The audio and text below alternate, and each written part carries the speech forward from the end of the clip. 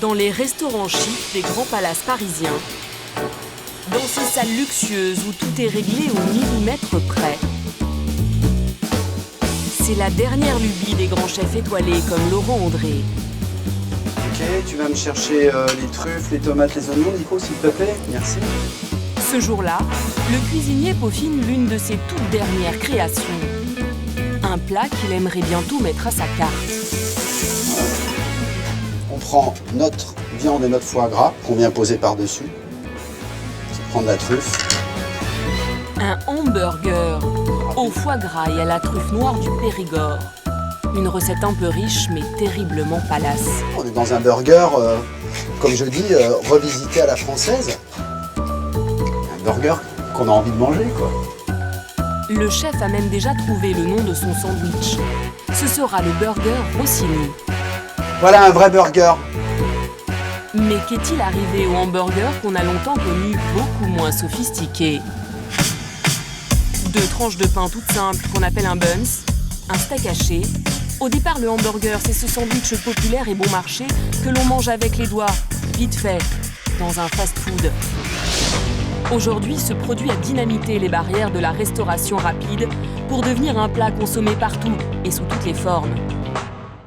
Il s'en invente tous les jours des nouveaux. Des hamburgers avec du pain de couleur noire, d'autres avec des pâtes japonaises à la place du buns. On a même trouvé une version DSK de ce sandwich, à la forme suggestive. Côté prix, il y en a pour tout le monde. On en trouve à 40 € et plus dans les palaces. Vendu. Dans des enseignes branchées à plus de 10 €, mais aussi en version low cost dans les supermarchés à moins de 3 € les 6. Un produit qui a tout pour plaire. Pas de contraintes, pas de vaisselle, pas mettre les couverts. Quand on est gourmand, voilà, on peut en manger tous les jours. Hein. Ça va pas nous déranger. En moyenne, les Français en mangent entre 1 et 2 par mois. Le hamburger, c'est le produit miracle des enseignes de fast-food. Une révolution au pays de la gastronomie, car l'histoire du hamburger en France avait très mal commencé. Un objet étrange que je vais dévoiler. Ah! Qu'est-ce que c'est? Un Mais qu'est-ce que Wimpy. c'est? À quoi ça sert? Au départ, on ne sait pas à quoi ça sert. À l'origine de ce retournement de situation, un mastodonte de la restauration rapide, McDonald's. Une chaîne qui a longtemps incarné la malbouffe et la mondialisation. McDo est le symbole de ces multinationales qui veulent nous faire bouffer de la viande. Mais à coup d'opération marketing, McDonald's s'est imposé dans le paysage. Vous avez fait votre choix? Bonjour, une recette au chèvre et une recette au cantal, s'il vous plaît. Et a presque fait du hamburger une institution tricolore. Pour réussir en France, c'était une question, c'était vital.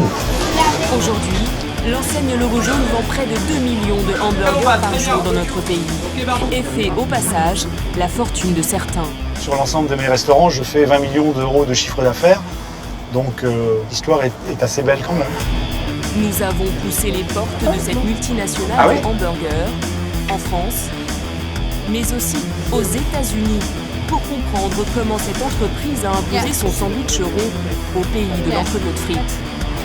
De ses filières d'élevage à ses usines de fabrication de viande hachée qui débitent des steaks au kilomètre, jusqu'aux coulisses de ces restaurants, vous allez découvrir comment ce géant s'organise pour vendre et assurer le succès de ses hamburgers. Et voilà, bon appétit, mesdemoiselles. Nous avons également enquêté sur la qualité de la viande de ces hamburgers que l'on vous vend en supermarché à prix cassé. Des sandwichs assemblés à la chaîne sur des lignes de production comme celle-ci. Pour voir ce que valent ces hamburgers, nous avons réalisé nos propres analyses, décrypté les étiquettes. Vous n'êtes pas au bout de vos surprises. Effectivement, ce n'est pas de la viande hachée 100%. Les hamburgers, vous les mangez, nous les avons disséqués. Voici l'histoire et les zones d'ombre de l'incroyable revanche d'un plat qui se mange chaud.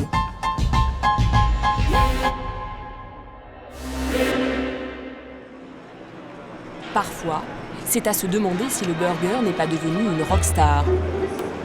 À la gare Saint-Lazare, le mois dernier à Paris, ce n'est pas jour de grand départ, Et pourtant, il y a foule dans le hall. Une file d'attente de dizaines de fans devant un nouveau restaurant spécialisé dans le hamburger, Burger King. Messieurs, bonjour. Je vous laisse vous diriger vers les casses, s'il vous plaît. Bonjour. Merci, bonjour. Pour être les premiers à franchir les portes du fast-food, ces trois amis ont attendu 2h30. Oh là là, l'émotion. Un double Whopper, s'il vous plaît. Et ils n'ont pas fait le déplacement pour rien. C'est tout. Des burgers version extra large, sans compter les frites et les boissons. A priori, rien d'extravagant, mais allez voir, on comprend que c'est pour eux un très grand moment. Ah, la joie sur son visage. J'ai des frissons. J'ai des frissons. Voilà. Oh, c'est bon, très bon. On a bien fait d'attendre. On n'avait pas le choix, surtout. Et si le Whopper, le best-seller de l'enseigne, provoque une telle hystérie, c'est qu'il a longtemps été introuvable en France. Vous attendiez ça depuis combien de temps? 15 ans. 15 ans. 15 ans. Depuis cette fermeture tragique, on attend ça. Car pour Burger King, c'est un grand comeback. Arrivé en France dans les années 80, l'enseigne avait finalement jeté l'éponge, faute d'être assez rentable. Aujourd'hui, la chaîne repart à l'assaut. Elle veut ouvrir 400 restaurants, bien décidée à ne pas laisser tout le gâteau à son concurrent historique, McDonald's. 40 ans après avoir débarqué en France, la chaîne de fast-food est le leader incontesté du hamburger. Dans ce restaurant, comme dans tous ceux du pays, les clients se pressent le midi. L'enseigne vend 1 800 000 sandwichs par jour. Un succès à l'origine de petites fortunes, celle de quelques centaines de franchisés. En échange d'une redevance, ils ont le droit d'exploiter la marque dans leur restaurant. Merci. Marc Lega est l'un des plus gros d'entre eux. À 56 ans, il gère 6 restaurants dans l'Essonne. Il en a dans des centres commerciaux, des zones industrielles et aux abords de campus universitaires. Il emploie 360 personnes. Bonjour. Ça va, Emeline? Ça va et toi? Bonjour, bonjour. Marc Lega, c'est un parcours atypique. Ça va derrière? Ouais. Un ancien instituteur qui quitte l'éducation nationale à 30 ans pour devenir commercial. 5 ans plus tard, un beau jour de 1995, une petite annonce lui tape dans l'œil.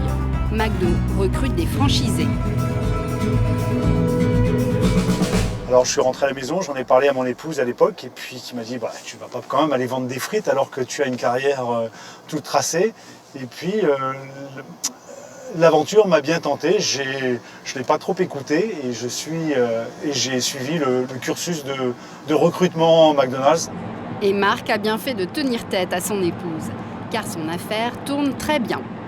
Lorsque je vends pour 100 € de hamburger, il me reste en bas, une fois tout payé, 5 €. 5 €. Sur l'ensemble de mes restaurants, je fais 20 millions d'euros de chiffre d'affaires. Donc l'histoire est assez belle quand même. C'est peu dire, Marc gagne 1 million d'euros par an avant impôt. Une réussite qui repose sur la redoutable efficacité du système McDonald's. Décryptage dans le restaurant qui lui rapporte le plus, celui de Vitry-sur-Seine.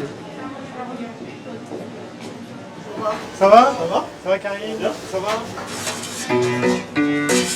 Ici, comme dans tous les McDonald's de France, chaque geste est pensé pour gagner du temps, donc de l'argent. On n'est plus dans une cuisine, mais en usine. Sur la chaîne d'assemblage, jusqu'à 3 équipiers pour monter un burger. Chacun s'attache, les gestes s'enchaînent en cadence. Ok, Macalomba, très bien. Un mode de production qui s'inspire de l'industrie. Une rationalisation du travail qui ne laisse aucune place au hasard. Caddy, nouvelle recrue, va vite s'apercevoir qu'ici, tout est compté. La jeune femme de 31 ans n'a jamais travaillé dans la restauration rapide. Nicolas, le formateur, va l'initier aux méthodes maison. Donc aujourd'hui, je vais te montrer comment on fabrique un Big Mac. Donc, Quand on en voit 3, tu les positionnes comme ceci. Et quand on en voit 4, tu les positionnes en L, en forme de L. Et tu fermes. Il faut d'abord faire toaster le pain, puis lancer la cuisson de la viande. Donc dans le Big Mac, tu vas avoir 2 viandes, ce qu'on appelle les viandes 10-1. Et tu les poses sur ton grill du bas vers le haut. Et tu as 45 secondes pour garnir ton Big Mac. Pendant que les steaks cuisent, les équipiers ont tout juste le temps de poser la garniture sur le pain. Et ça se joue au gramme près. Sauce Big Mac, 10 ml sur chaque pain, une dose. 3,5 g d'oignons réhydratés. 2 x 14 g de salade max. Et 2 cornichons, 2 lamelles de cornichons sur le pain du milieu. Et voilà. Ingrédients, temps de cuisson, tout est calculé au plus juste pour maîtriser les coûts, mais aussi pour servir le client au plus vite. Car en restauration rapide, un client qui attend, c'est un client qui ne reviendra peut-être pas. C'est particulièrement vrai aux heures de pointe. Tous les matins, Laocine, le directeur de la production, prépare son rush. Il doit toujours avoir des burgers prêts à servir aux clients. Pour savoir combien, il se base sur les ventes des jours précédents. Au niveau 1, il faut avoir minimum 3 hamburgers, minimum 4 cheeseburgers, minimum 5 Big Mac. Il faut avoir minimum un charolais de près déjà pour servir. Ces quantités minimum correspondent au niveau 1, quand il y a seulement 80 commandes passées dans le restaurant. Il est 11h30, les équipes de Laocine se tiennent prêtes. Côté caisse, un chef d'orchestre donne le tempo. Yann, le manager. Les clients commencent à arriver. Yann décide de passer à la vitesse supérieure. Laocine ? Ouais. À 40, tu passes au niveau 2, s'il te plaît. Ok, à 40, niveau 2. Merci beaucoup. Ok. De la main-d'œuvre supplémentaire a été prévue au planning. Au niveau 2, 130 commandes ont été passées. Il devrait y avoir 8 Big Mac dans le présentoir, mais le compte n'y est pas. Pour l'instant, je ne l'ai pas encore, mais ça monte la production. Là, il y a du renfort qui arrive derrière. Ça arrive les Big Mac? Ok, très bien. Le temps de finir de cuire les steaks et les sandwichs sont prêts, avec 4 minutes de retard. Ok, Big Mac à l'emballage, très bien. Ok, barbecue. Midi et quart, la salle se remplit. Il y a désormais plus de 180 commandes dans le restaurant. Yann décide de passer en niveau 3.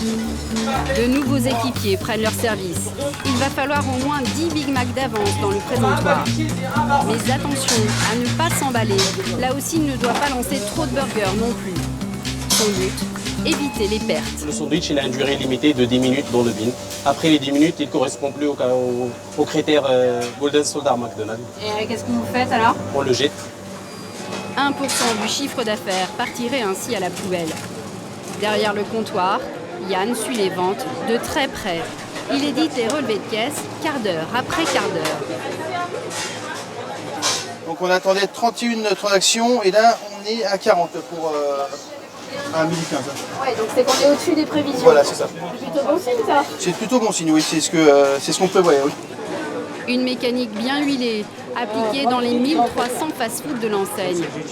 Aujourd'hui, McDonald's est le premier restaurant de France. Et pourtant, la chaîne américaine si éloignée de notre gastronomie a failli ne jamais s'imposer chez nous.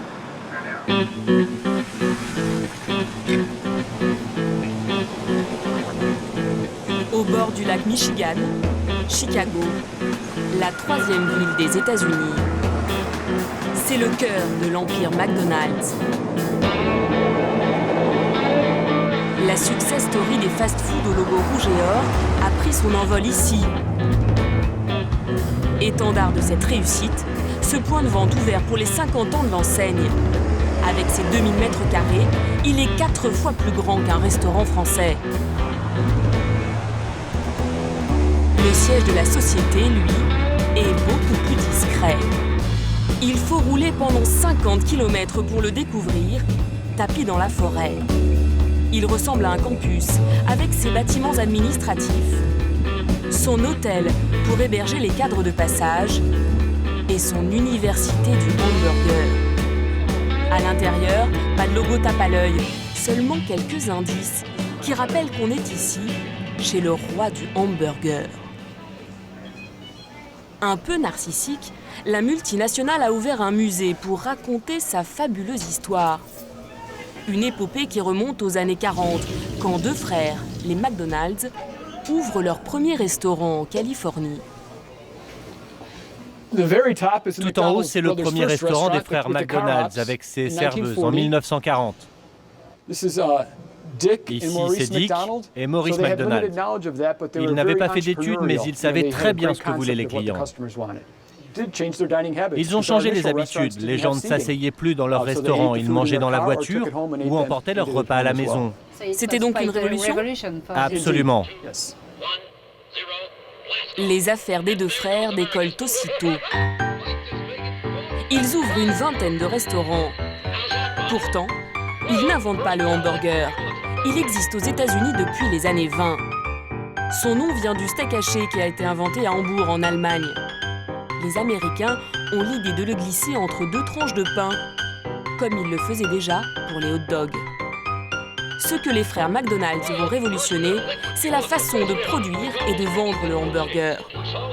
Le self-service, le menu type avec frites et boissons et surtout la production hyper rationalisée des hamburgers. Comme en usine, les frères McDonald's s'inspirent de l'industrie automobile, florissante à l'époque. Sur les chaînes, chaque ouvrier est dédié à une seule tâche. Malgré toutes ces innovations, les deux frères gèrent leur affaire en père tranquille. C'est un autre homme bien plus ambitieux qui va faire de l'enseigne le géant d'aujourd'hui. C'est Ray Kroc. Ray a fondé McDonald's en 1955, ici, à Des Plaines, dans l'Illinois. Ray l'a développé aux États-Unis en ouvrant des milliers de restaurants. Et en 1967, McDonald's a ouvert au Canada, à Porto Rico. C'est comme cela que l'on se retrouve dans 119 pays aujourd'hui. Au départ, Ray Kroc n'a pas grand-chose à voir avec le hamburger. Dans les années 50, il fabrique des machines à milkshake à Chicago. Il décide de partir à la rencontre des frères McDonald's en Californie pour leur vendre sa machine. Quand Ray est arrivé, le restaurant n'était pas encore ouvert et les clients attendaient sur le trottoir. Alors Ray leur a demandé « Pourquoi faites-vous la queue pour des hamburgers ?» Et là, ils lui ont répondu « Goûtez et vous comprendrez. » Ray est emballé par le concept McDo. Il ouvre un premier restaurant en franchise près de Chicago. Mais très vite, il se brouille avec les deux fondateurs. Persuadé du potentiel de cette affaire, il leur achète 3 millions de dollars, une bouchée de pain comparée à ce que l'entreprise vaut aujourd'hui, plus de 90 milliards de dollars. Ray Kroc développe des franchises à tour de bras, aux États-Unis, mais aussi à l'étranger, jusqu'en Australie. Mais il y a un pays où il ne se risque pas, un pays de gourmets impossible à conquérir, la France. Et pourtant, au même moment, un Français parie sur le hamburger, Jacques Borel. C'est un homme illustre puisqu'il est l'inventeur d'un objet assez curieux qui est apparu il y a quelques années dans notre alimentation. Un objet étrange que je vais dévoiler. Qu'est-ce que c'est? Mais qu'est-ce que c'est? À quoi ça sert? Au départ, on ne sait pas à quoi ça sert. Si on ne vous le dit pas, mais ça se les restaurants sont tellement intelligents qu'ils vous donnent un mode d'emploi avec. Où est-ce Alors, qu'on est? vous allez vous rentrer dans le truc, vous demandez à Wimpy et vous apprenez que, hop, ça se mange. Les articles qu'il y a eu sur moi dans la presse, tous les jours, bam, bam, bam, bam, bam, salopard, mauvaise cuisine, hein. Oh, le hamburger, ce que j'ai dérouillé sur le hamburger, bande d'imbéciles. Et ça a marché? Les chiffres étaient bons? Dès le premier jour. En 1961, Jacques Borel ouvre un restaurant de hamburgers, boulevard des Italiens à Paris. Une inauguration en grande pompe avec des vedettes bien françaises, les frères Jacques. L'enseigne est pourtant américaine, Wimpy. Une chaîne originaire de Chicago, comme McDonald's. Elle tire son nom d'un dessin animé très populaire aux États-Unis. I adore you, hamburger. Wimpy, c'est le copain de Popeye qui est complètement accro au burger. Hey, what's this? Jacques Borel se rend à Chicago pour préparer l'ouverture de son restaurant. Et lors d'un dîner, il fait une rencontre incroyable. Lors du grand banquet, j'étais assis à côté de Ray Kroc, qui était le directeur général de McDonald's. Et au bout d'un quart d'heure, 20 minutes, il me dit « Jack, you seem to be a nice guy. Jacques, vous avez l'air d'être un chic type. Je vais vous éviter une grande erreur. N'ouvrez pas votre Wimpy Hamburger. Parce que les Français sont des gourmets en termes de restaurant et ils mangeront jamais ce junk food. » Jacques Borel persiste, il ouvrira une vingtaine de restaurants. Mais peut-être était-il trop en avance. En 1969, l'aventure Wimpy tourne court.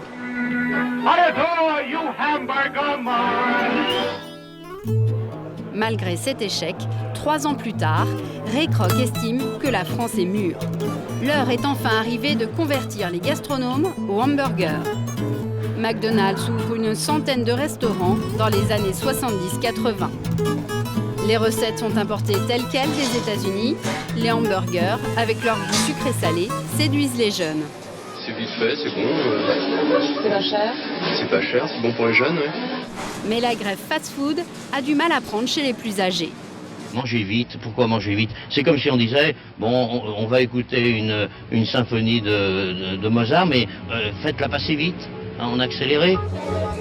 Mais cela n'est rien comparé aux embûches que l'entreprise va affronter dans les années 90. La vache folle d'abord, en 1996. Les consommateurs se détournent de la viande de bœuf, le principal composant du burger.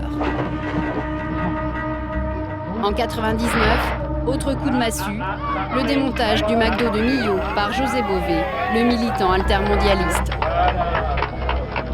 Si on s'attaque aujourd'hui à McDo, c'est parce que McDo est le symbole de ces multinationales qui veulent nous faire bouffer de la merde et qui veulent faire crever les paysans.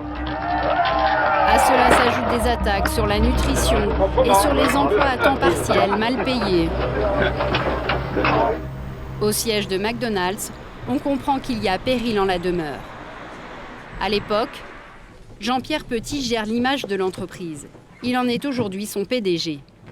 L'empilage de l'ensemble de ces choses-là a créé un élément de défiance, un élément de rejet extrêmement lourd.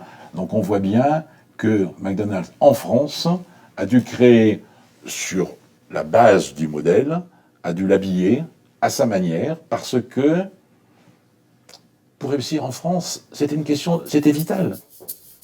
Se démarquer du modèle américain, voilà la stratégie de Jean-Pierre Petit.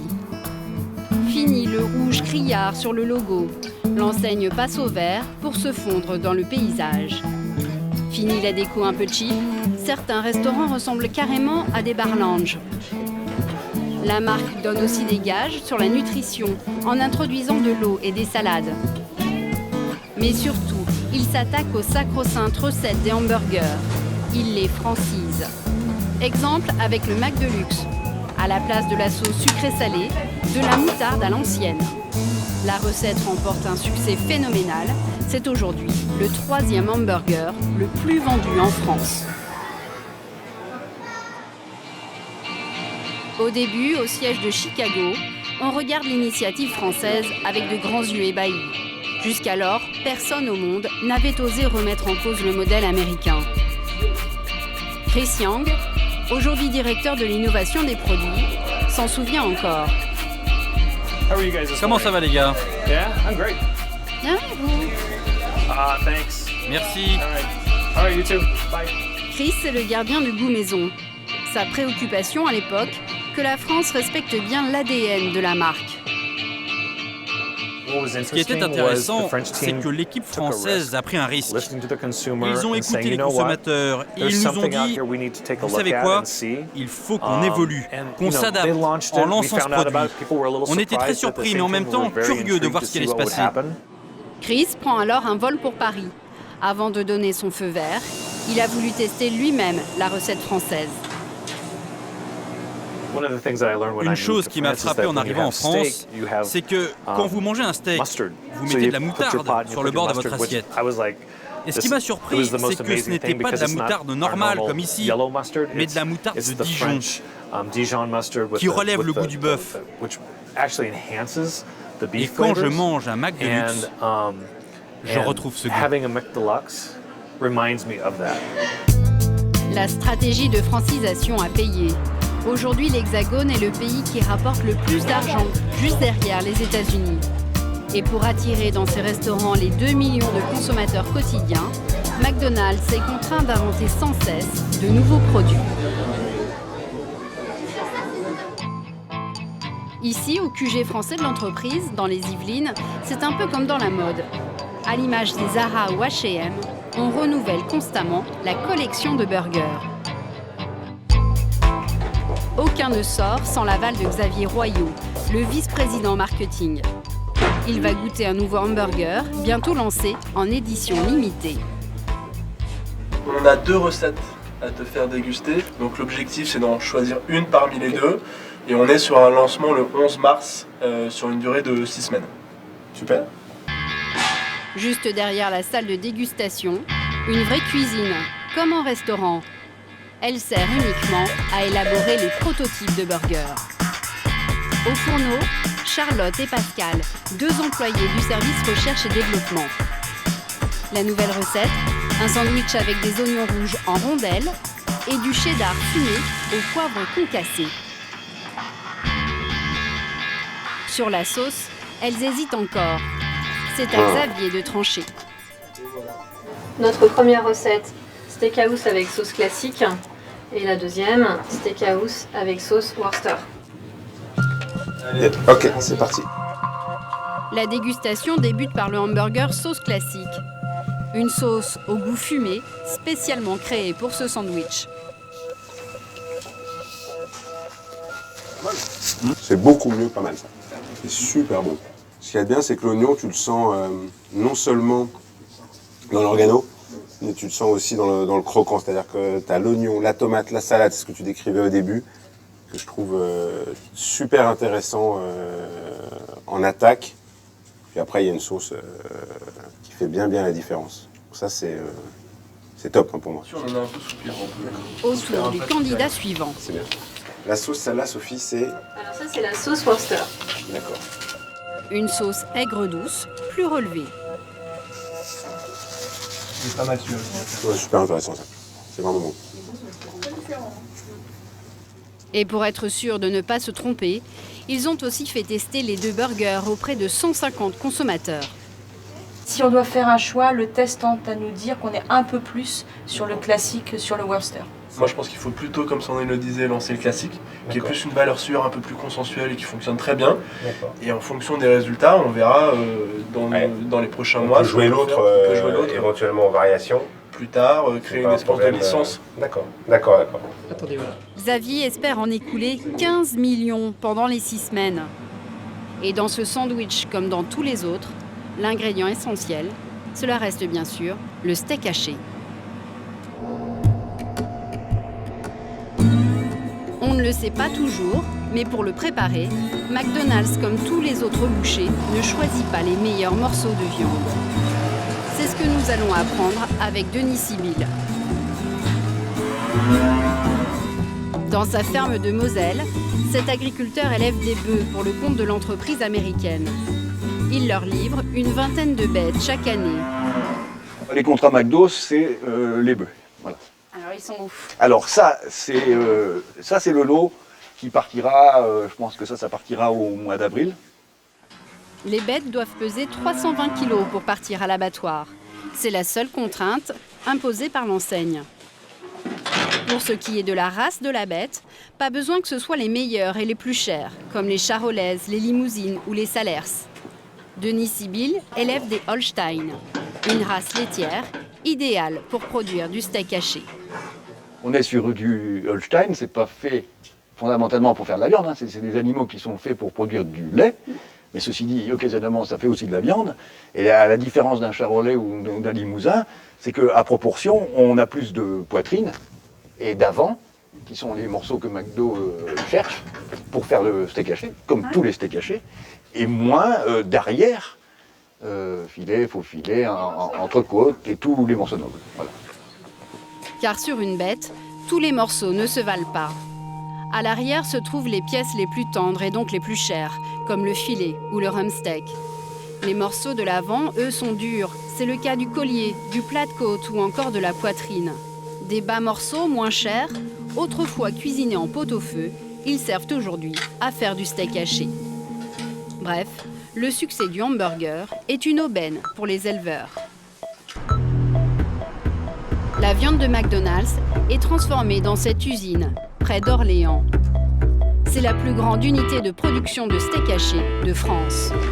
Arnaud Rochard en est le responsable des approvisionnements. Il achète 165 tonnes de viande chaque jour. De la viande qui sera hachée, moulée et enfin surgelée. 2,5 millions de steaks sortent chaque jour de ces chaînes. Ils finiront tous coincés entre 2 tranches de pain chez McDo. Des steaks hachés qui répondent à une réglementation très précise. À travers le mot steak haché, c'est 100% de viande bovine avec un taux de matière grasse qui ne doit pas excéder les 20%. Pour obtenir ces 20% de matière grasse, le maximum autorisé, Mackie utilise des morceaux maigres à 10%, mélangés à d'autres morceaux beaucoup plus gras, comme ces plats de côte, qui affichent un taux de 28%. De la viande fournie par des éleveurs français, mais pas seulement. Là, vous avez de la viande qui provient de France. Vous avez ici des viandes qui viennent de Hollande. C'est de la viande pareille des Pays-Bas. Arnaud Rochard importe 48% de sa viande. La raison selon lui, on ne trouve pas assez de bœuf en France. Pour avoir accès à la partie avant du bœuf, il faut aussi avoir vendu la partie arrière de cet animal. Et lorsqu'on regarde la consommation de viande bovine, les Français consomment de moins en moins de viande d'arrière, ce qui limite les disponibilités des parties avant. McDo est aujourd'hui le plus gros vendeur de steak haché de France. Ils seront revendus 4,35 € le kilo à tous les restaurants de l'enseigne.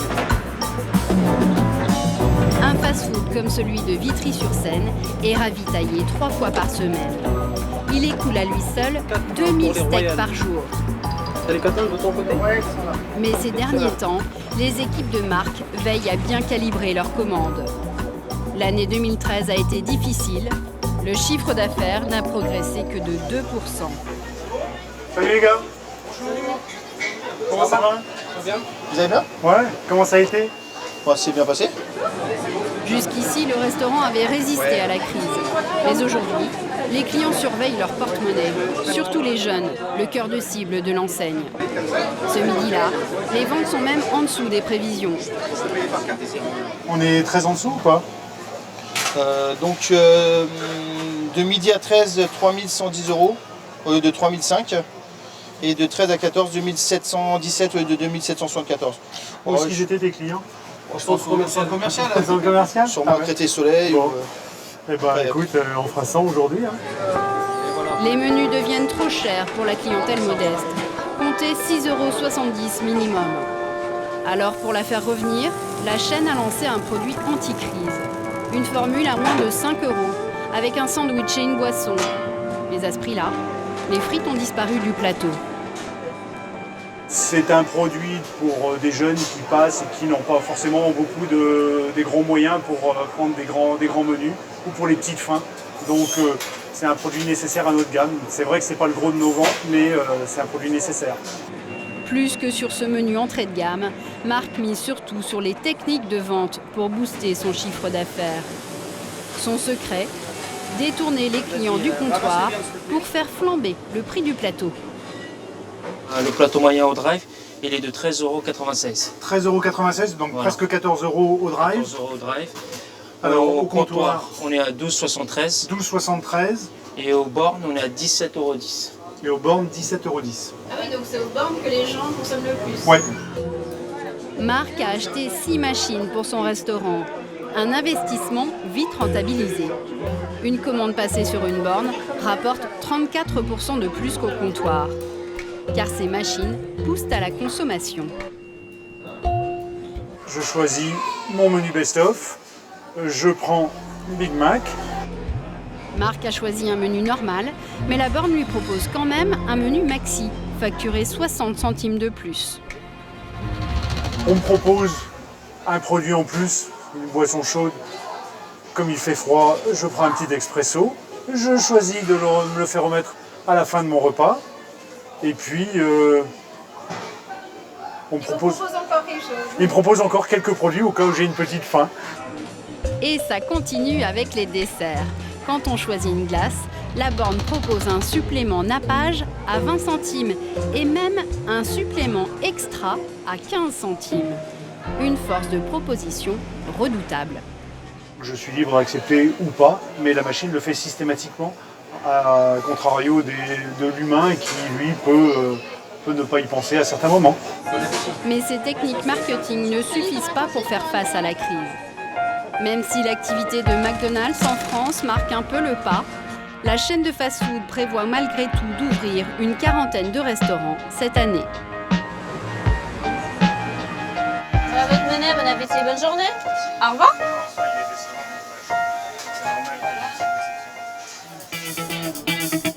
L'enseigne serait-elle victime de son succès? C'est peut-être le comble pour McDo. En popularisant le hamburger en France, la chaîne a fini par le faire sortir de ses restaurants. Car pour avaler un sandwich à la viande aujourd'hui, pas besoin d'aller dans un fast-food. On peut simplement rester à la maison. Dans les supermarchés, au rayon frais ou surgelé, il y a l'embarras du choix. Des hamburgers au bacon, ou version montagnarde, à l'unité ou en pack de 6, à plus de 3 € pour les plus chers et 2,91 € les 6 pour les premiers prix.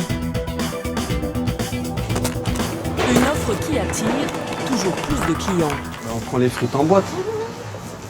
Pour Ben, Corinne et ses deux filles, Maëva et Noémie, c'est devenu le rituel du mercredi.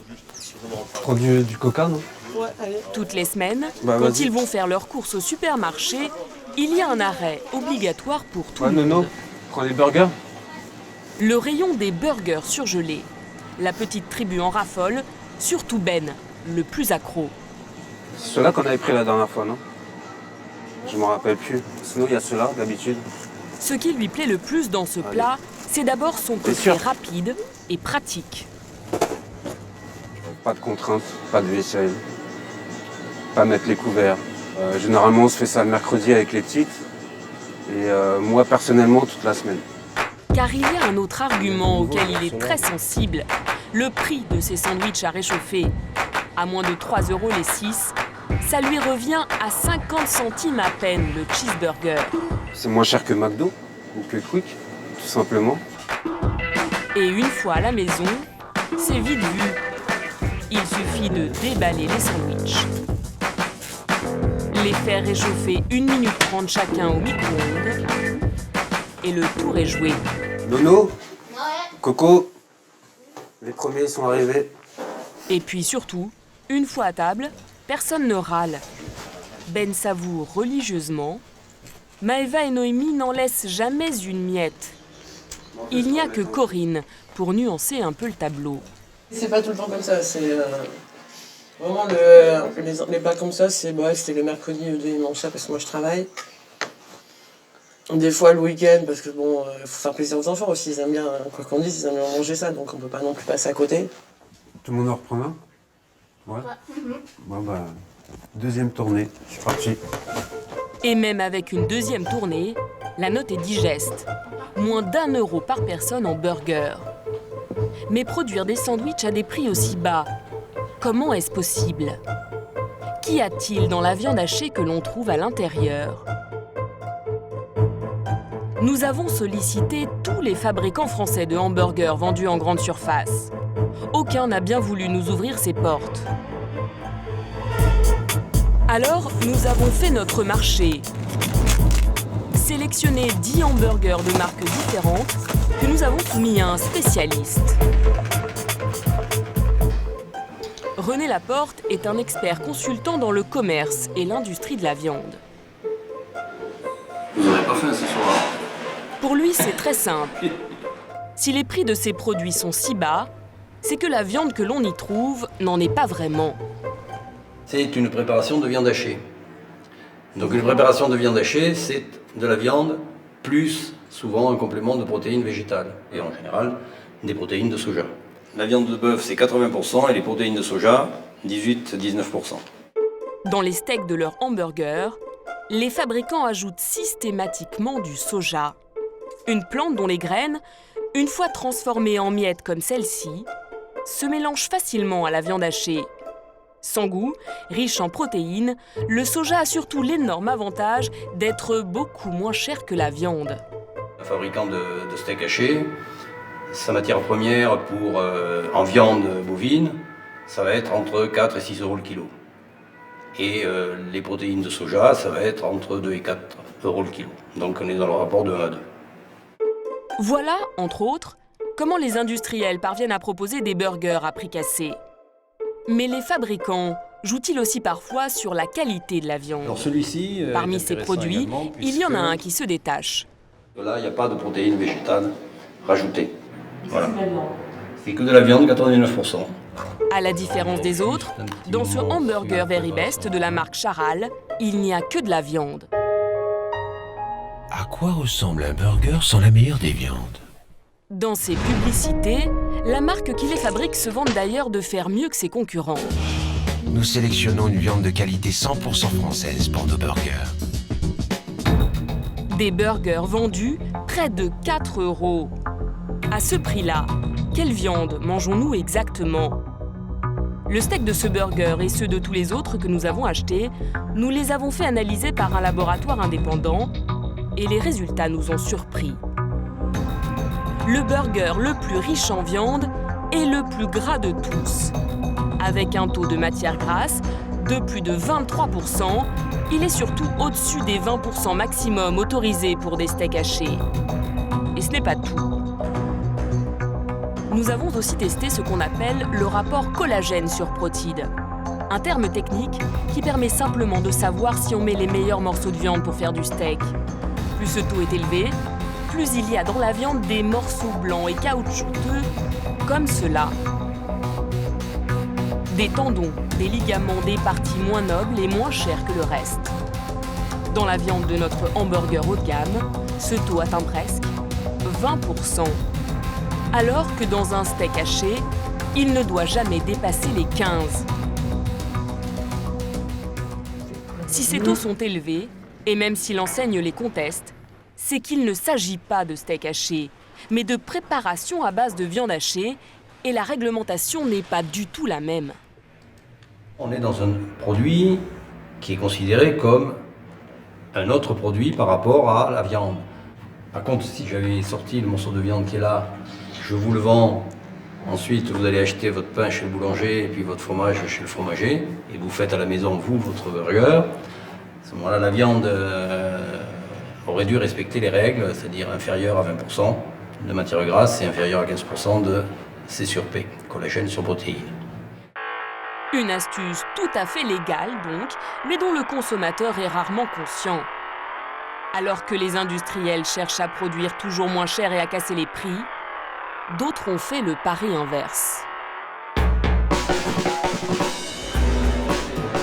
Paris-New York, Mamie Burger, Bio Burger ou encore Blend.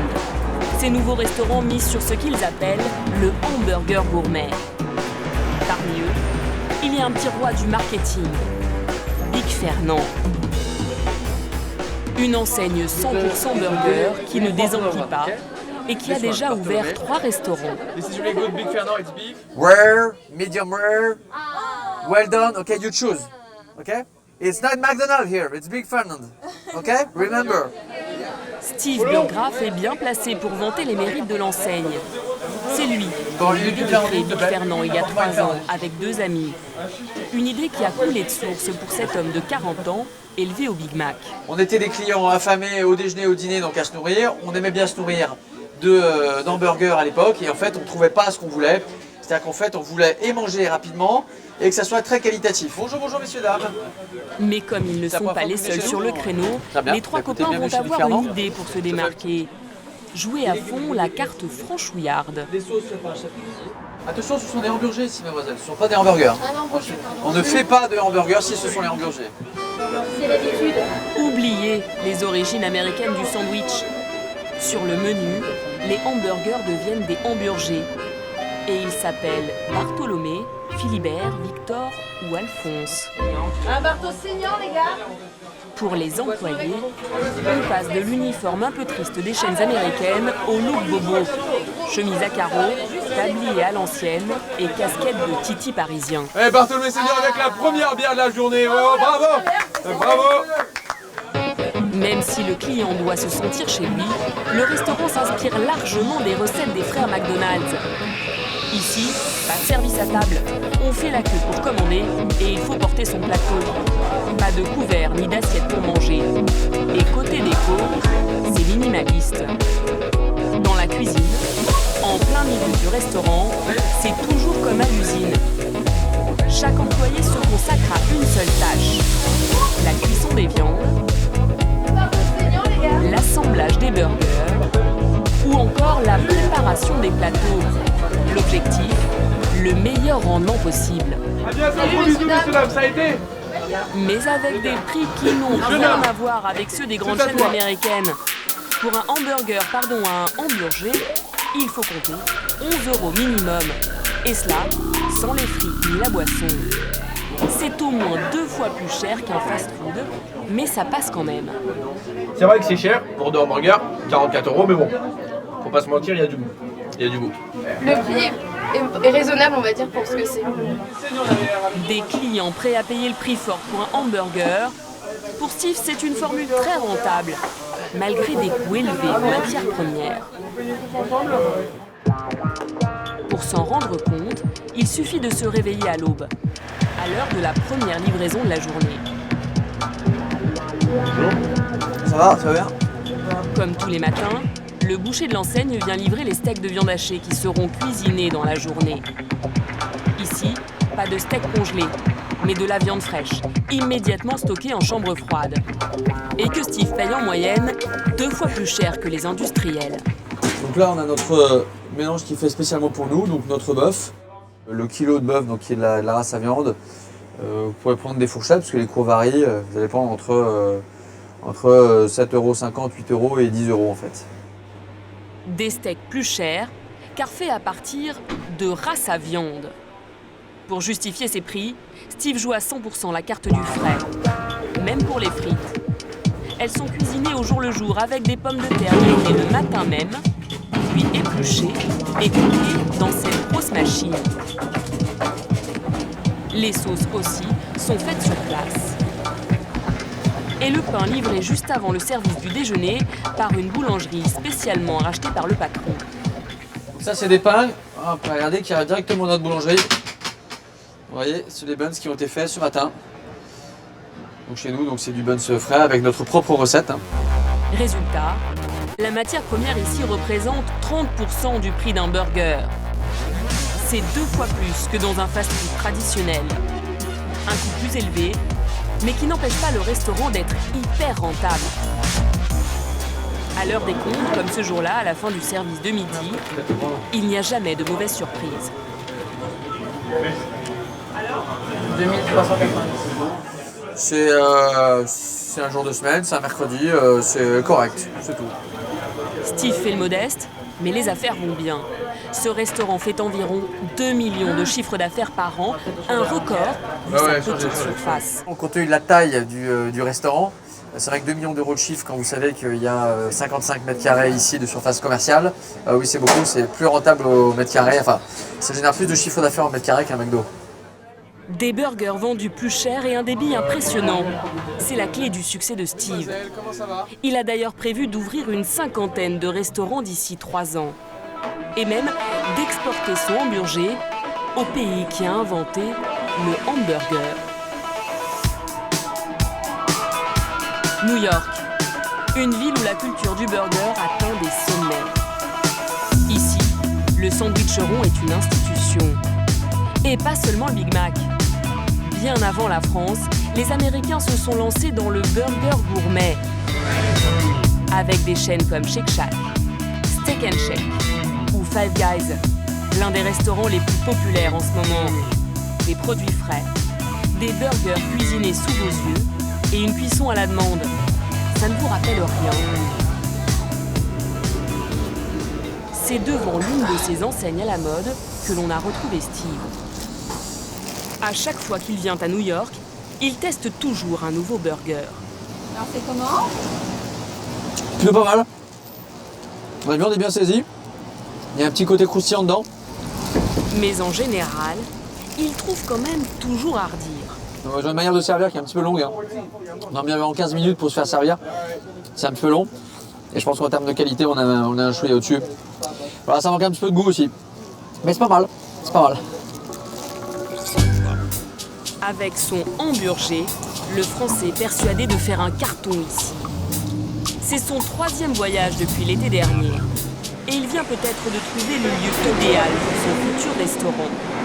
Au sud de Manhattan, dans le quartier branché de Soho, une ancienne fabrique d'ours en peluche. Le parfait loft new-yorkais. L'espace est super. Steve s'y voit déjà. Reste à négocier le prix du loyer. Le propriétaire en demande 25 000 € par mois. C'est 4 fois plus cher qu'à Paris. Une somme importante, mais c'est le prix du rêve pour Steve. Il s'est promis de vendre son premier hamburger à New York avant la fin de l'année.